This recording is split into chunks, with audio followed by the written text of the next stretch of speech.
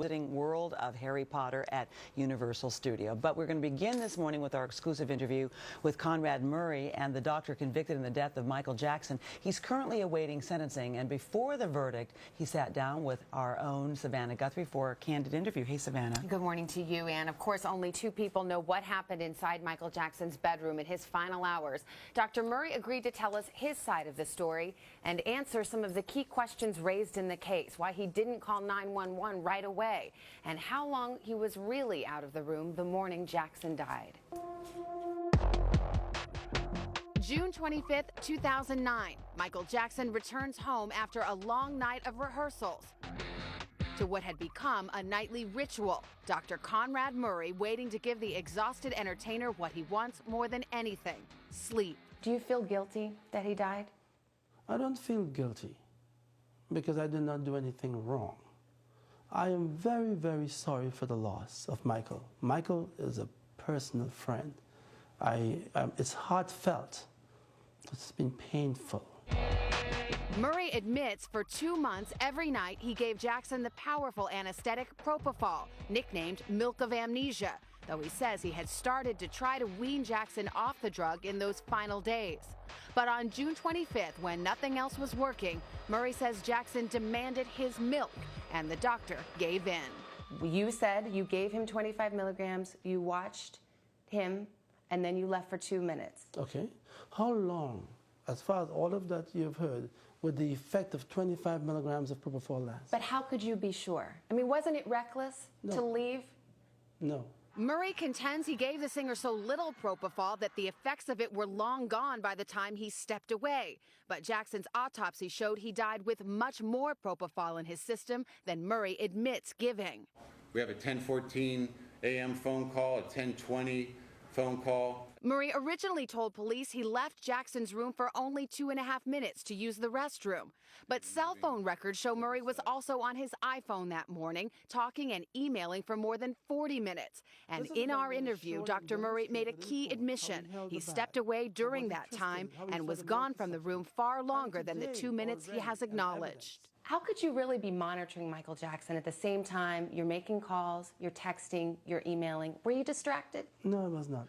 When I looked at a man who was all night deprived of sleep, who was so desperate for sleep, and finally is getting some sleep, am I going to sit over him, sit around him, tug on his feet, do anything unusual to wake him up? No. So you walked out of the room to talk on the phone? Absolutely. I wanted him to rest. You're saying you were talking on the phone, but you could see him? I could not see him from where I was talking. But you could hear him? I would think if he got up and he called for me, I would hear him. If he stopped breathing, could you hear that? No, I cannot. But he was not on an infusion that would cause him to stop breathing. And that's the reason they talk about I was not supposed to be monitoring him at that time because there was no need for monitoring. So you don't regret leaving the room? I regret that Michael has passed. So how does Dr. Murray explain what happened? At trial, his defense argued Jackson secretly swallowed several anti-anxiety pills while Murray was out of the room, then injected himself with one final dose of propofol, a lethal combination. Is it your theory that he woke up and then somehow, in the 2 minutes you were gone, injected himself, gave himself lidocaine so he wouldn't feel the burn? I mean, is that your theory? Well, something happened when I was not in that room. As to how it happened and the mechanisms, I don't know that. Let's say he did take this propofol himself. Don't you bear some responsibility? The propofol is in that room because you prescribed it to him. This is the situation. It's difficult to think that I met Michael with a situation where he was absolutely having use of that substance long before I got there. But own your portion of it. Were you right to leave him in a situation where he had the opportunity to inject himself? Well, I'm going to say that was not a foreseeable situation. If Mr. Jackson... It wasn't? No. Had I known what I know today in retrospect, if Mr. Jackson was an addict and he had shared that information with me, addicts may behave in a way that is unreasonable and you may consider it. But if You you're yourself speaking just said he was a desperate man, desperate for sleep, and you left him alone with propofol. he was asleep. Murray came back to the bedroom to find Jackson wasn't breathing. Why didn't you call 911 right away? No one is allowed to come upstairs except for Mr. Jackson. His securities are not allowed to enter the house. You called his bodyguard. Couldn't you have said call 911 and meet him at the gate?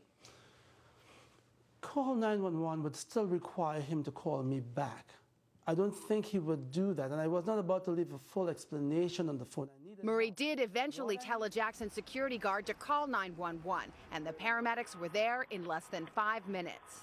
Why didn't you tell the paramedics when they came that he had taken propofol? And that's a very sad reason, because it was inconsequential. 25 milligrams and the effects gone means nothing. Well, wait a minute. Why not let them be the judge of that? Why not supply the best information you have?